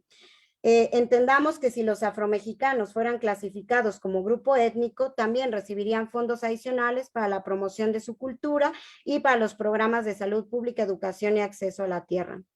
También acá hay una parte interesante, ¿no? Que ya la doctora había hecho un poco hincapié en esto, que en el imaginario mexicano, ¿no? Cuando se ve a una persona negra, por estas partes de discriminación se le tiende a ver como si fuera un extranjero. Incluso hay historias de vida, ¿no? Donde hay gente de Guerrero, de Oaxaca, que ha sido deportada a Guatemala, Nicaragua, por el hecho de que creen que no son mexicanos, ¿no? Entonces yo creo que esto es algo central que se tiene que poner por acá. Entonces lo que se manifiesta es una pobreza por discriminación. Algunas cifras que son interesantes y que a mí me han parecido muy interesantes es pensar, por ejemplo, que el 6.9 de los afrodescendientes se registra analfabetismo, mientras que en el resto del país en un 5.5. Que solo el 66.5 de los afrodescendientes en México tiene agua entubada, mientras el 74.1 del resto cuenta con el servicio. También, ¿no? Entender que hay un 4.9 de genes africanos en una persona mexicana promedio, pero este dato se puede ir al 50%. Bueno, ¿dónde está la mayor parte de los afrodescendientes o afromexicanos, que ya lo habíamos mencionado, ¿no? Que en el Estado de México, en Veracruz, en Guerrero, en Oaxaca y en la Ciudad de México. Y también acá hay una encuesta que hace el ENADIS en 2017 que me parece pues interesante, ¿no? Porque cuando le contestan a la gente, cuando le preguntan a la gente si ellos hospedarían en sus casas a un afrodescendiente, el 22.6 contesta que no. Y cuando viene una pregunta también muy interesante, que qué tan dispuestos estarían para votar por un presidente negro, más del 30% dicen que ellos no estarían dispuestos a votar por una persona negra. Entonces, bueno, eso es interesante. Y ya también lo que mencionaba sobre entre más escala en la jerarquía social, pues menos oportunidades hay en cuestiones laborales. Votaré toda esta parte de la genealogía que he hecho porque ya se ha mencionado a gran escala todos estos mecanismos, ¿no? Que han dado lugar a un mayor reconocimiento de las poblaciones afrodescendientes y afromexicanas en el caso de nuestro país. Entonces, bien. ¿Cuáles son mis reflexiones finales? Porque esto ya lo quise hacer acá bastante corto, ¿no? Para mí, ¿no? Hay que entender que creo que a veces el gobierno, o sea, si dejamos esta tarea o esta chamba solo al gobierno, tenemos un problema, porque hay evidentemente una ignorancia que perturba. Por ahí yo estaba checando en YouTube, ¿no? Y esto es bien interesante, un gobierno donde Andrés Manuel López Obrador va a ver uno de los bailables de Guerrero que son muy populares y abajo dice, ¿no? Muy bonito, pero la que bailaba se me hizo un poco vulgar y entonces deberíamos de leer más a Gabriel García Márquez, ¿no? Lo cual se me hizo un exabrupto porque dije, pero ¿qué está diciendo este hombre, no? Yo creo que eso es interesante decirlo, ¿no? Que a veces también dentro de las élites no hay mucho interés por conocer más de estos temas. También hay un desinterés por combatir este racismo estructural porque ellos son los primeros en fomentarlo Se prioriza evidentemente la esfera económica y se da continuidad a un esquema neoliberal promotor de la exclusión de lo diferente, y entonces en esa medida son los movimientos sociales y la praxis popular quienes en primera instancia tienen este desafío de construir nuevas pedagogías y en segunda instancia un nuevo mundo posible. Yo finalizaría, ¿no?, con esta cita de Rita Segato, donde es un llamado a la acción que dice: cada nuevo sufrimiento reconocido e identificado, cada nueva queja nombrada es un paso importantísimo, es una conquista. Ese nombre multiplicará el reconocimiento de aquellos que padecen de una opresión común y permitirá la articulación de las luchas. El reconocimiento de un sufrimiento común llevará a la elaboración de nuevas identidades instrumentales para la formación de frentes políticos y estrategias comunes. Y bueno, como decía la periodista, que me encanta cómo escribe esta mujer, que es Naomi Klein, creo que decir no, no basta y necesitamos, ¿no?, un llamado a la lucha y a una mayor horizontalización de nuestras luchas latinoamericanas y caribeñas. Muchas gracias. Muchas gracias, maestra Ana. Muy interesante oír sobre todo sobre la cuestión de estos relatos históricos que han existido en los países de América Latina respecto a lo que algunos académicos han llamado la democracia racial, que precisamente alude, ¿no?, a esta supuesta armonía que existe en las sociedades latinoamericanas desde hace siglos respecto a cuestiones raciales y se comparan con países como Estados Unidos o Sudáfrica con el apartheid.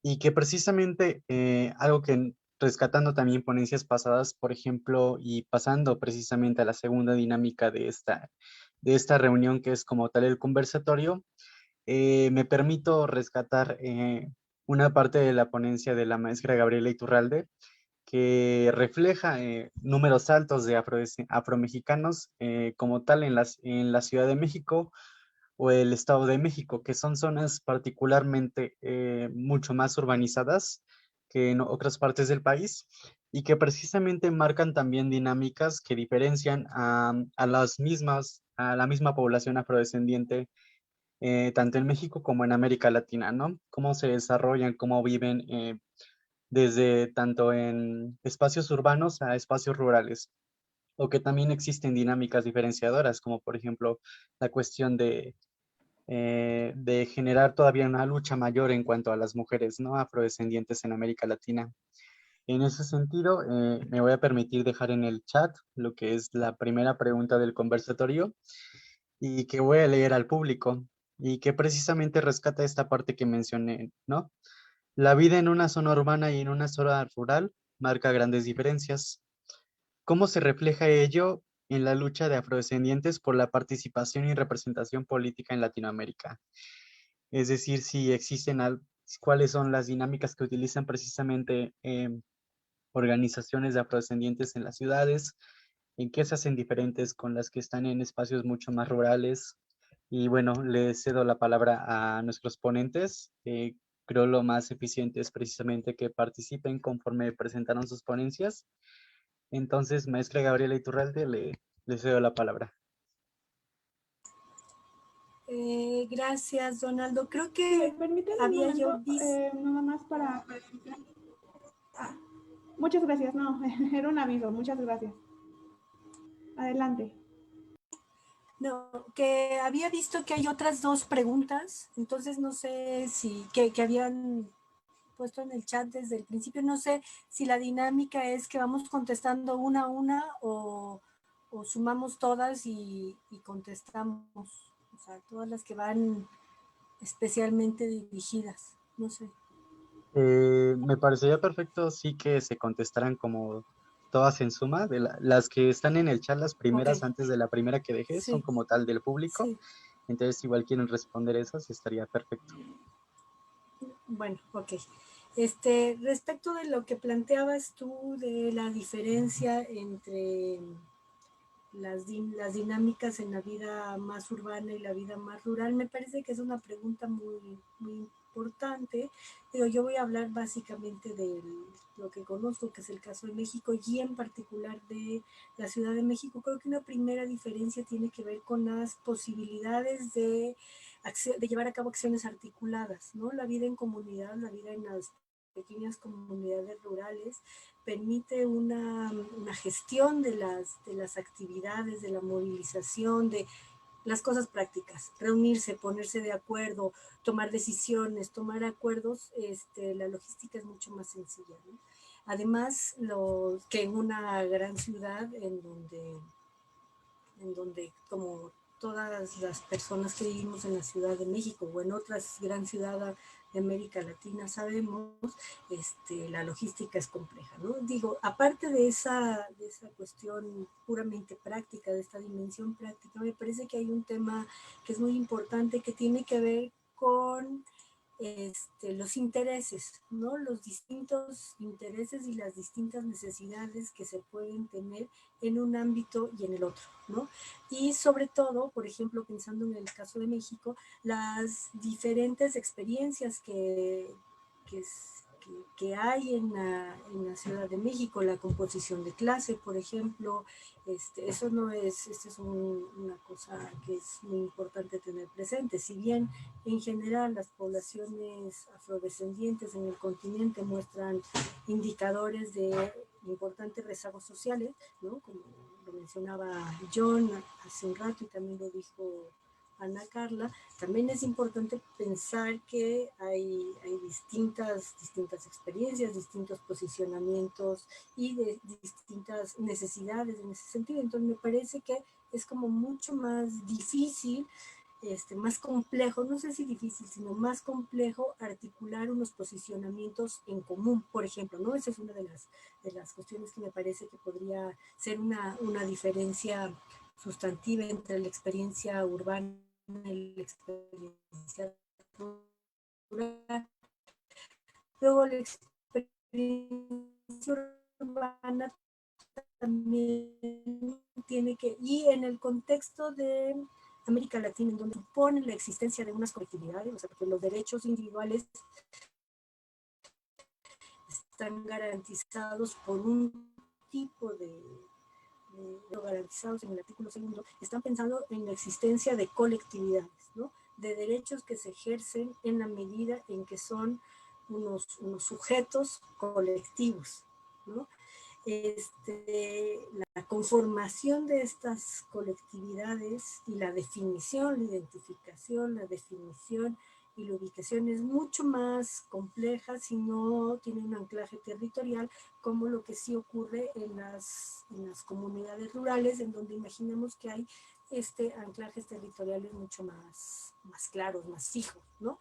Que en las grandes ciudades, sobre todo en ciudades, porque hay otras experiencias en otras partes del mundo en donde efectivamente se pueden identificar barrios, comunas, por ejemplo, pensemos en las favelas del Río, etcétera, etcétera, ¿no? Mismo en Quito hay zonas en donde están mucho más ubicados los migrantes de las regiones de la Sierra Norte, etcétera, ¿no? Pero en casos como la Ciudad de México, eso resulta un poquito, hay mucha más dispersión de la población que se reconoce afrodescendiente, ¿no? Eso dificulta, complejiza, no dificulta, sino que complejiza las posibilidades.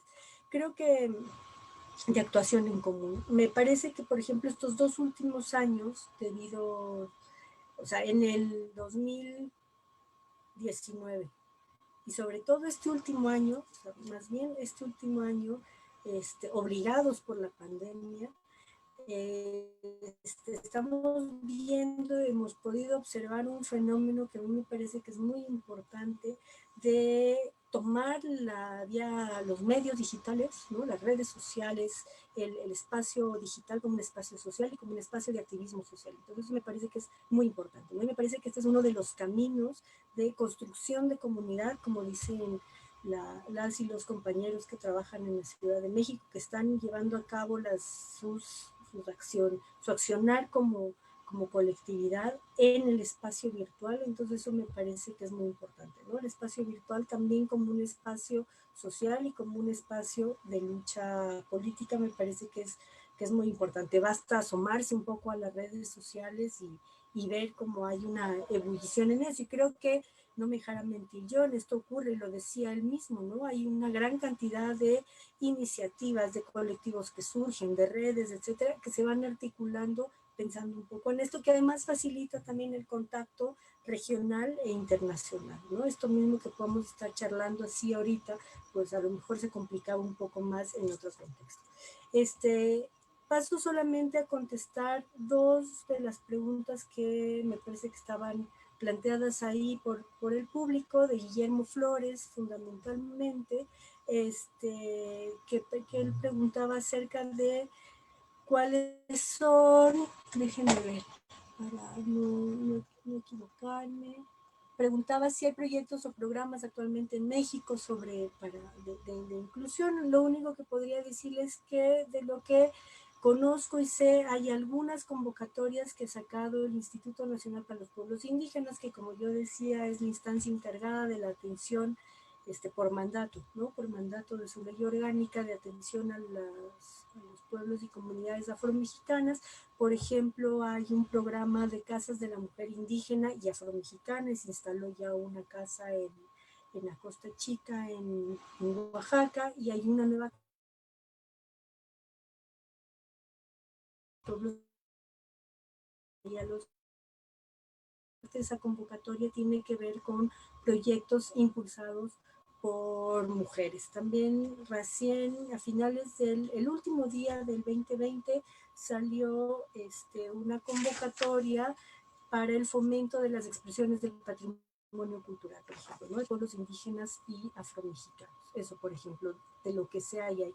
El Programa Nacional de Derechos Humanos contempla varias líneas de acción estratégicas en las que se incluyen a los pueblos afromexicanos. Eso habría que verlo de manera desagregada, pero una tiene que ver, por ejemplo, con la inclusión de contenidos educativos, ¿no? De garantizar contenidos educativos, etc. Pero hay líneas estratégicas planteadas que no necesariamente ejecutadas.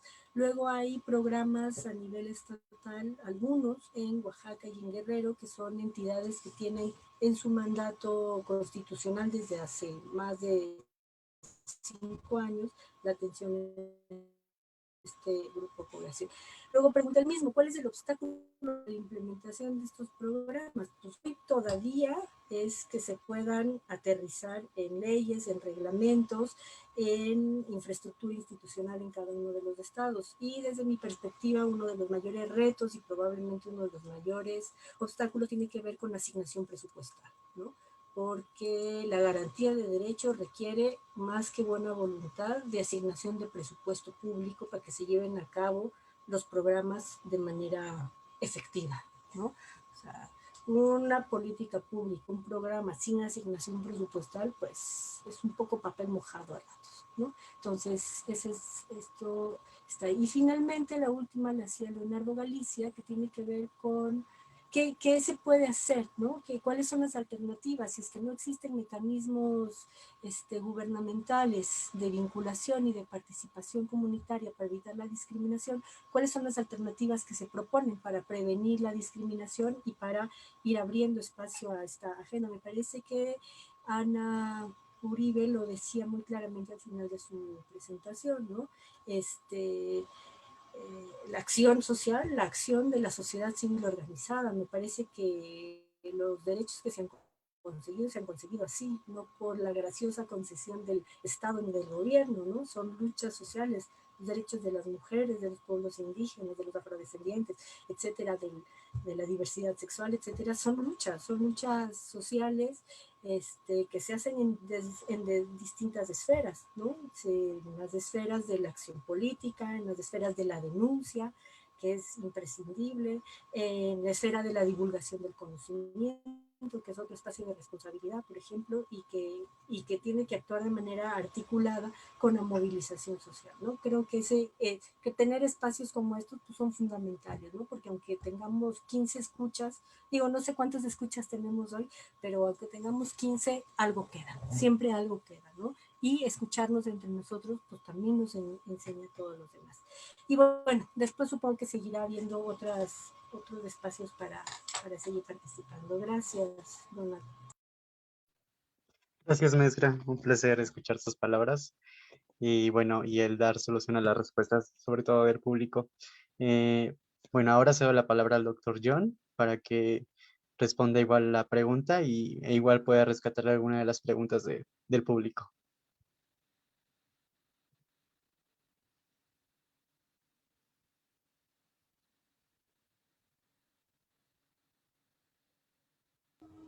Doctor John, no lo... Sí, ya.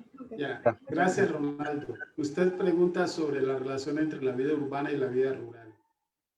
Esta pregunta fue hecha en el año 90, así que 89, 90, 91 en Colombia, cuando se hizo la reforma constitucional del 91 y se estableció el artículo transitorio 55, que creó la ley 70 de comunidades negras. ¿Por qué hago referencia a esto? Porque ahí el movimiento afrodescendiente, especialmente el proceso de comunidades negras, definió la relación campo-poblado como un elemento sustancial para entender la afrodescendencia.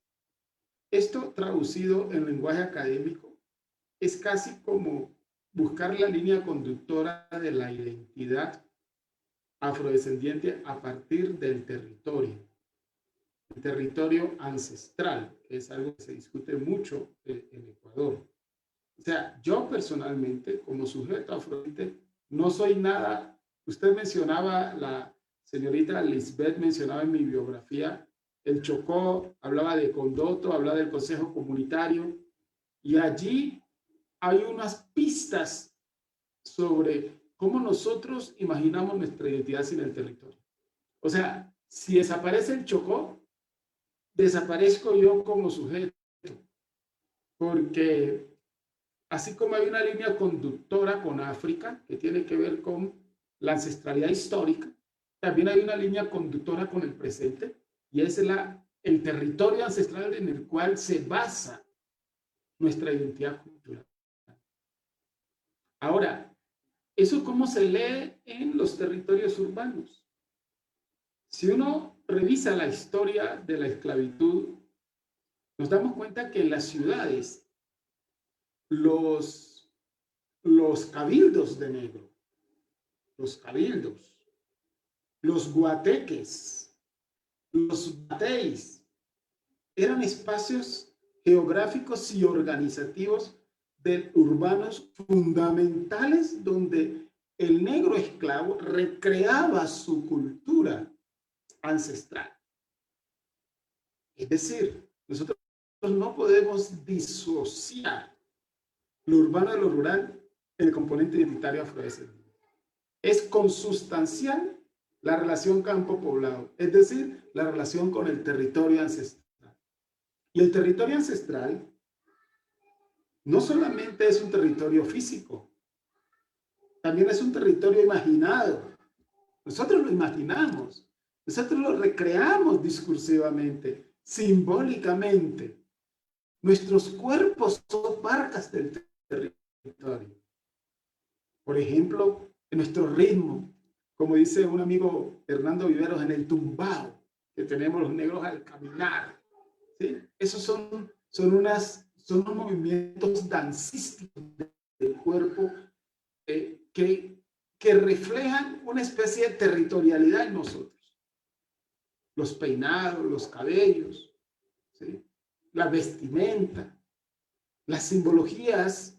Yo personalmente no soy muy simbólico con la vestimenta, pero hay gente que sí, que le encanta por ejemplo, don Celeo Álvarez siempre usaba la simbología de sus ropajes para mostrar su garifunidad. Pero esa garifunidad de don Celeo estaba muy arraigada con su territorio ancestral del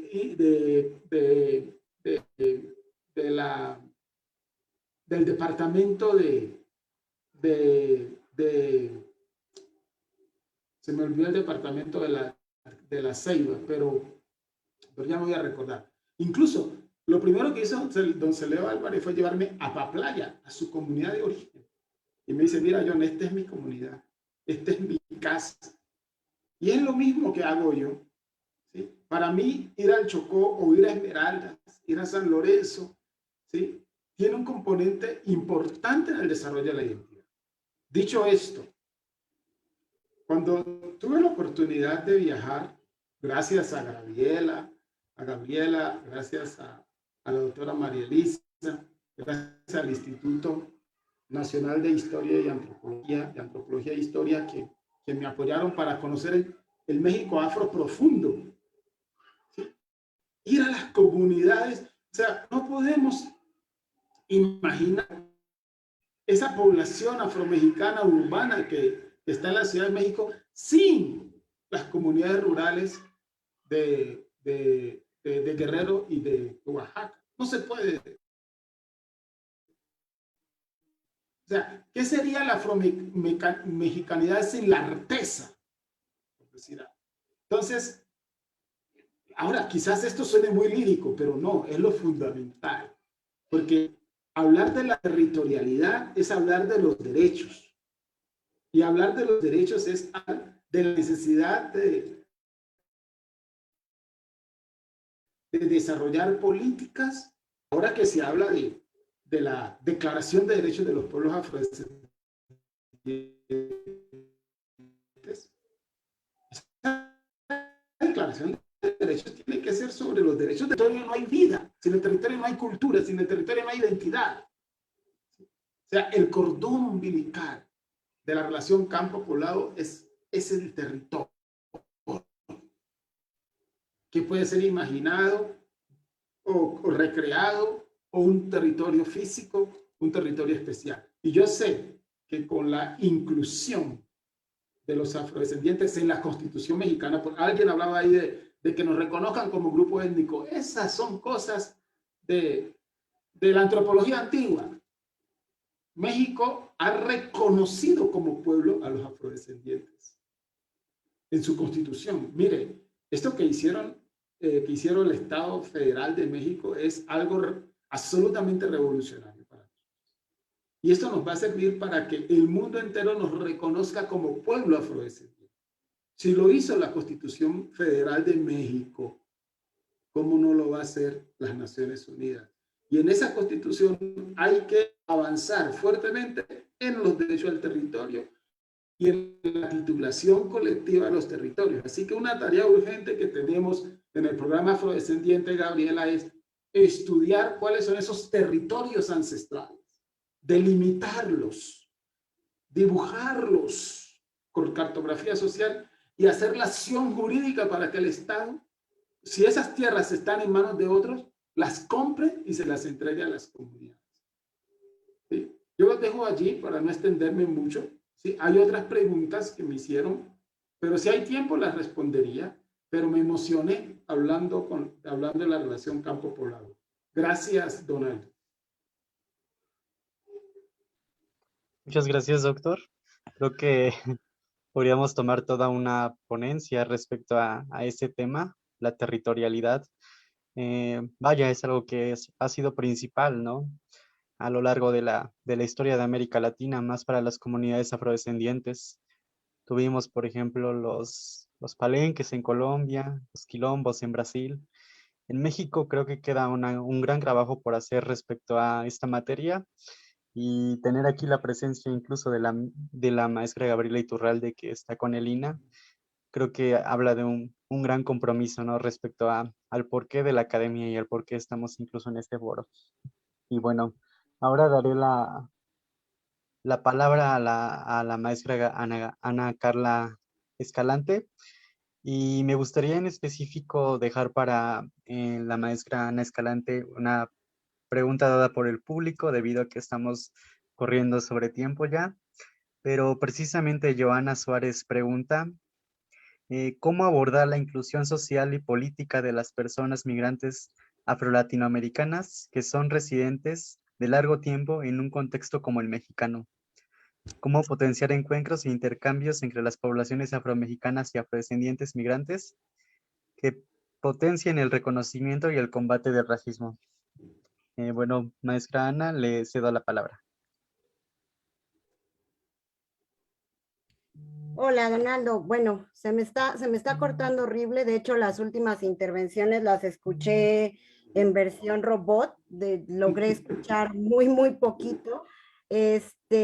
Híjole, yo veía acá una en la que me quería enfocar, que eran las dos de arriba, que quería decir algo muy cortito, ¿no? No sé si la de poblaciones migrantes pueda ser abordada por mis colegas, debido a que, pues te digo que yo no escucho nada. No sé si mi audio se escuche bien, de hecho, estoy como con la duda. Sí se escucha más aborde la pregunta que guste, no hay problema. Bueno, vale, entonces me voy bueno, lo que veo acá de Jonathan Santamaría y la mezclaré con la pregunta que hace Néstor Araujo. Trataré de dar respuesta a esas dos juntas porque creo que pueden ir a bastante bien vinculadas, ¿no? Cito un poco bueno, el pensamiento de la doctora Mara Viveros, ¿no? Cuando ella nos explica que la interseccionalidad al final se orienta por una consigna que es la justicia, que la justicia es indivisible y que en ese sentido no hay justicias más importantes que las otras, que al final de lo que se trata es de entender que la dominación funge como una suerte de hidra donde todas las cabezas van a actuar conjuntamente. Entonces, ¿no? Hay que entender que las relaciones de poder tanto en la producción como en la reproducción, fungen, ¿no? Para alimentar estas desigualdades sociales. Al final tenemos que entender que hay que reconocer que existe una colonialidad del poder que va a operar en todos los ámbitos macrosociales, también en los microsociales, incluso en los subjetivos. Hay que entender que la colonialidad es uno de los elementos constitutivos de este que podríamos llamar patrón de poder, en la cual la imposición de una clasificación étnico-racial sobre la población de toda la región llega a ser muy importante. Entonces, no hay que entender que es pues necesario considerar la cuestión racial y entenderla como una invención histórica colonial, pero que al final sigue teniendo efectos concretos tanto en el destino social como en la existencia cotidiana de todos los habitantes de la región. Entonces, al final no podríamos poner como en un grado de jerarquización, sino entender que desde una perspectiva interseccional fungen estos sistemas de opresión donde evidentemente resalta el de raza, el de género y el de clase, y también todas las matrices que van a conformar esas alteridades históricas, ¿no? Y entonces, pues bueno, interesante, ¿no? Que traigan acá a colación la perspectiva interseccional. Yo con eso me quedaría. Muchas gracias, maestra. Bueno, en este momento voy a ceder la palabra a la presidenta de la Red de Estudios Globales Atlas Poralis, Laura Michelle Acacio. Laura. Muchísimas gracias, Donaldo. Bueno, pues ya para concluir brevemente, porque como bien ya dijo Donaldo, vamos un poco sobre tiempo. Quiero agradecer nuevamente a los ponentes que nos acompañaron el día de hoy.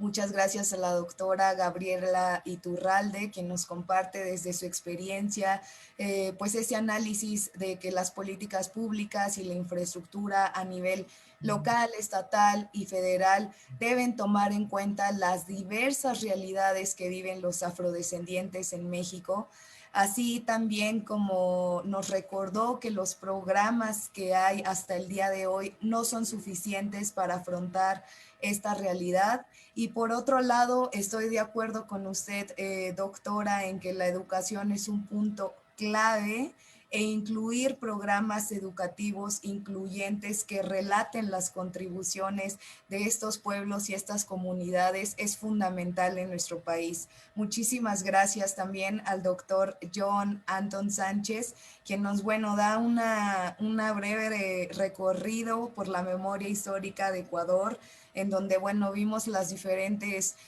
reformas, como por ejemplo la cuestión del alfabetismo, el voto en el país, las apuestas políticas de los afrodescendientes en la región, y la participación en la democracia con base a esta propuesta que retoma de Marcus Garvey, de participar fuera dentro del establecimiento de la democracia liberal, ya que es burguesa y niega la participación a los no burgueses, en este caso a los afrodescendientes.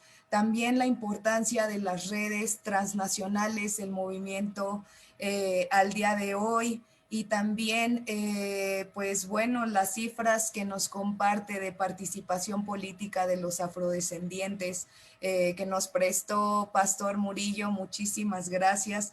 También esta idea de retomar el republicanismo negro haitiano, lo cual se me hizo una propuesta muy interesante. De verdad, doctor John, muchísimas gracias por su ponencia y su participación. Y bueno, por último, pero no menos importante, también las reflexiones que nos regaló la maestra Ana Uribe Escalante, quien nos compartió esta frase de María Galando que nos remite a la paz. También, por otro lado, los retos centrales como la instalación de una conciencia racial que es inexistente en nuestro país. También la concordancia con el punto que retomó la doctora Gabriela acerca de que la educación es un factor clave, también la cuestión que el análisis que nos regala en el análisis de la pigmentocracia dentro de las diferentes jerarquías políticas en distintos países latinoamericanos, así como también, las diversas acciones que se tomaron en países como Colombia y Brasil en esta búsqueda de la emancipación. Muchísimas gracias, maestra Ana Uribe, por su gran ponencia. Muchísimas gracias. En verdad es un honor contar con la participación de investigadores tan comprometidos como lo son ustedes. Creo que ha sido un evento bastante fructífero y estoy segura de que varias personas nos llevamos de aquí grandes reflexiones. Les reitero el agradecimiento a todas las personas que nos sintonizan en vivo en todas nuestras redes sociales, a todas las instituciones, las organizaciones, redes, personas que nos ayudaron a compartir y difundir el evento. Y bueno, en nombre de todo el equipo de trabajo de la Red de Estudios Globales Atlas Polaris, les mandamos un agradecimiento, un fraterno abrazo a la distancia y los esperamos la próxima semana con nuestro próximo conversatorio, La mujer afro-latinoamericana y el racismo estructural, activismo y lucha en el marco del acceso a los servicios de salud pública, a la educación y el trabajo, en donde tendremos la participación de invitadas magistrales. Muchísimas gracias a todos y que tengan una excelente noche.